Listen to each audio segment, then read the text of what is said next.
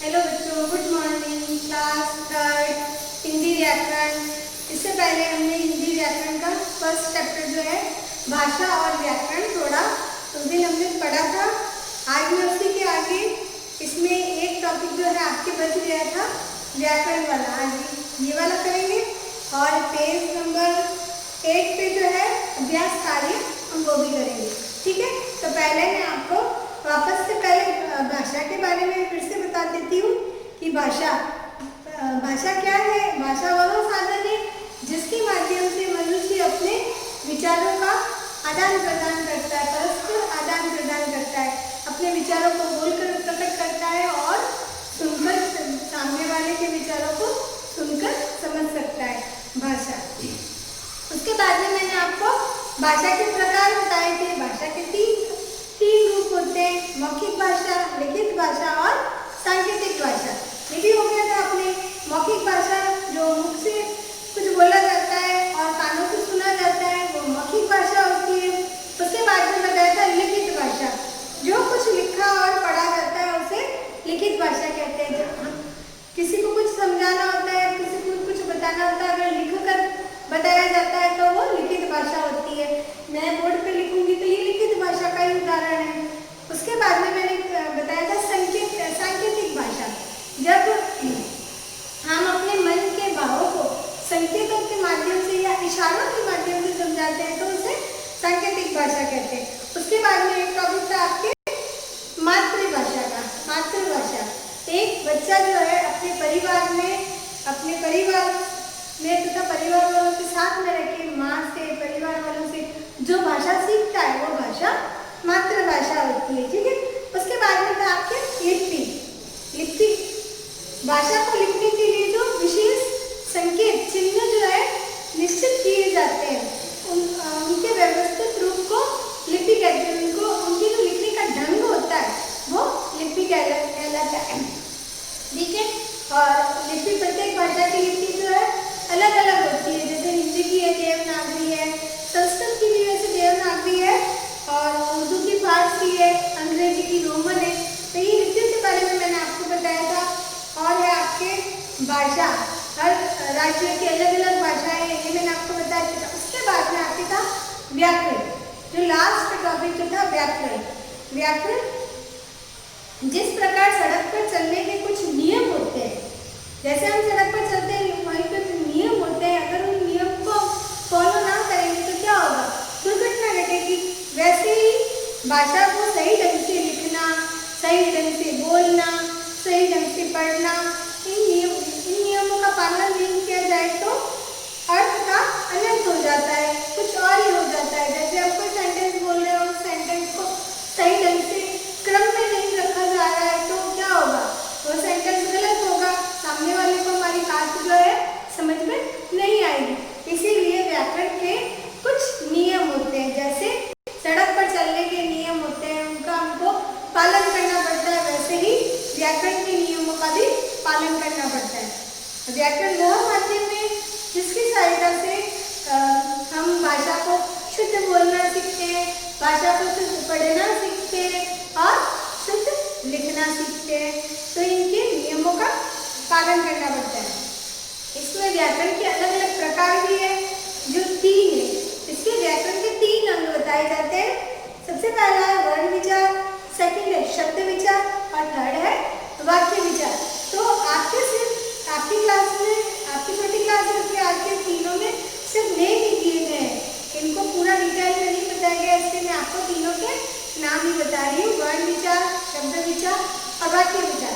तो देखते हैं पहले वर्ण विचार में क्या होता है कि वर्णों के बारे में विचार किया जाता है, और शब्द विचार में शब्दों की उत्पत्ति के बारे में किया जाता है विचार, और वाक्य विचार में वाक्य को सही क्रम से कैसे लगाया जाता है उस पर विचार किया जाता है, ठीक है। इतना ही है। उसके बाद में आपके है अभ्यास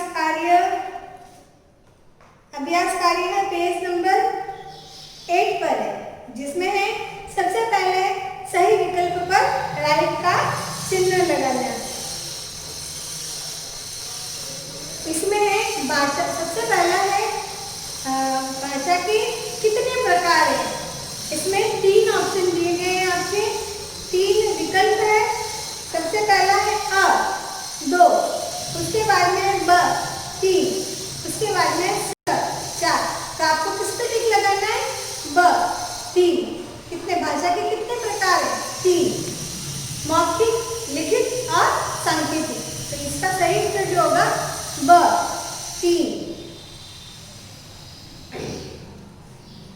उसके बाद में ख नंबर पर है मातृभाषा वह है जिसे बालक अपने शहर से सीखता है, ब अपने परिवार से सीखता है, या स अपने बड़ों से सीखता है। तो आपको क्या सही उत्तर इसका क्या होगा? ब अपने परिवार से सीखता है। मातृभाषा एक बच्चा अपने परिवार में रहकर सीखता है। उसके बाद में है नंबर ग, प्रत्येक भाषा की लिपि भिन्न होती है, कभी समान और कभी भिन्न होती है या समान होती है। मैंने आपको पहले भी बताया था हर भाषा की लिपि अलग अलग होती है, यानी लेकिन किसी किसी की जैसे हिंदी और संस्कृत की लिपि जो है देवनागरी है, वैसे ही आपको अब भी टिक लगाना है, प्रत्येक भाषा की लिपि जो है भिन्न होती है। उसके बाद में है ग, मन के भावों को संकेतों द्वारा प्रकट करने की भाषा कहलाती है।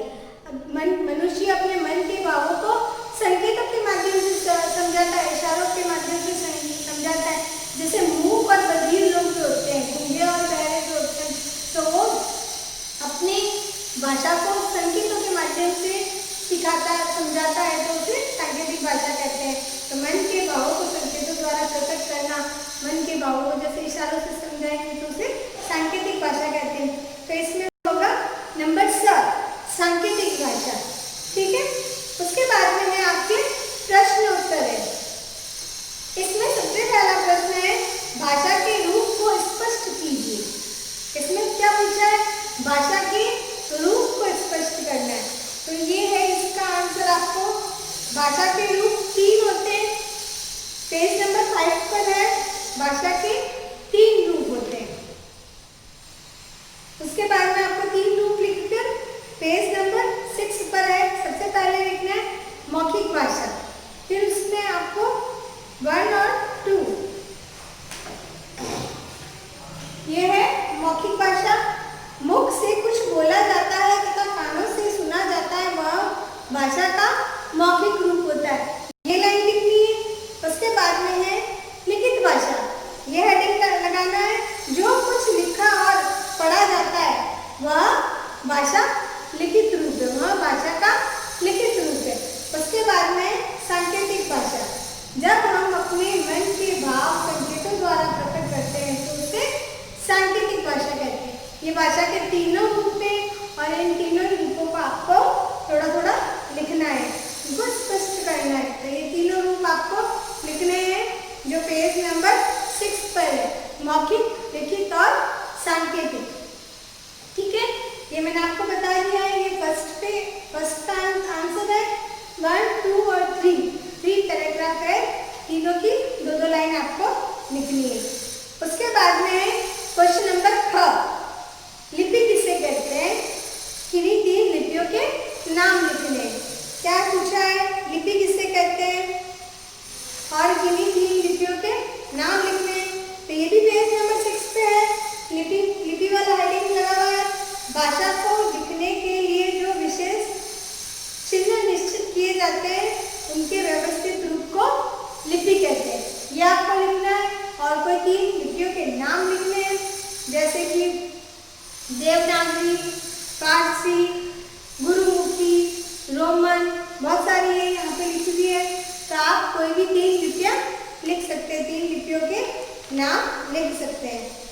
उसके बाद में है मातृभाषा से ग, प्रश्न ग, मातृभाषा से क्या अभिप्राय है? ये है आपके पेज नंबर 6 पर। शिशु अपने परिवार तथा माँ से जो सीखता है उसे मातृभाषा कहते हैं। किसी हिंदी प्रवासी परिवार में जन्म लेने वाला बालक प्रारंभ से हिंदी भाषा के परिवेश में रहकर हिंदी भाषा सीखता है, यही उसी की मातृभाषा है। ये आपको मातृभाषा वाला हेडिंग लिखना है। उसके बाद में है ग, व्याकरण की परिभाषा दीजिए। आपको व्याकरण की परिभाषा देनी है। लास्ट क्वेश्चन के अंदर ये पेज नंबर 8 पर ही है। व्याकरण वह शास्त्र है, आपको सेकंड वाला पॉइंट लिखना है।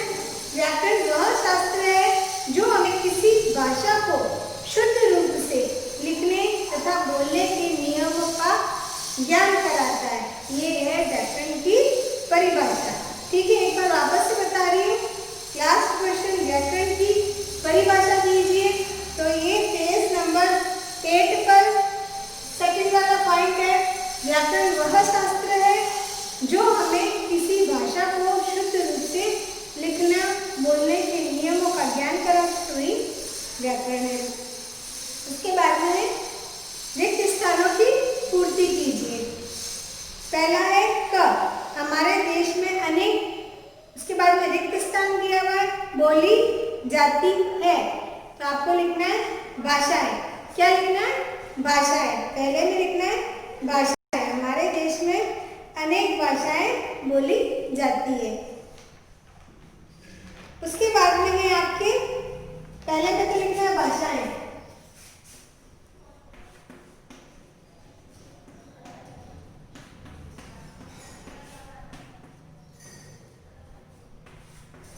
फिर है नंबर ख, हिंदी भाषा की लिपि है। रिक्त स्थान है देवनागरी। हिंदी भाषा की लिपि क्या है? देवनागरी। उसके बाद में है नंबर ब, हमारी राष्ट्रभाषा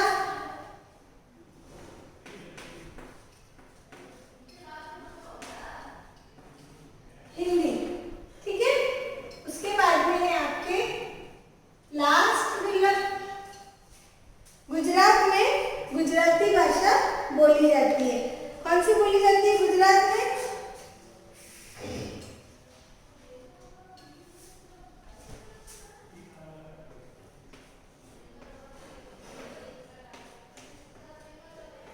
गुजराती। ठीक है, गुजरात में गुजराती भाषा बोली जाती है। ये आपको कॉपी में करना है। ठीक है, क्वेश्चन आंसर मैंने आपको बता दिए, सामने से हमें लिखे हुए टिक मैंने भी आपको लगाया है। ये आपको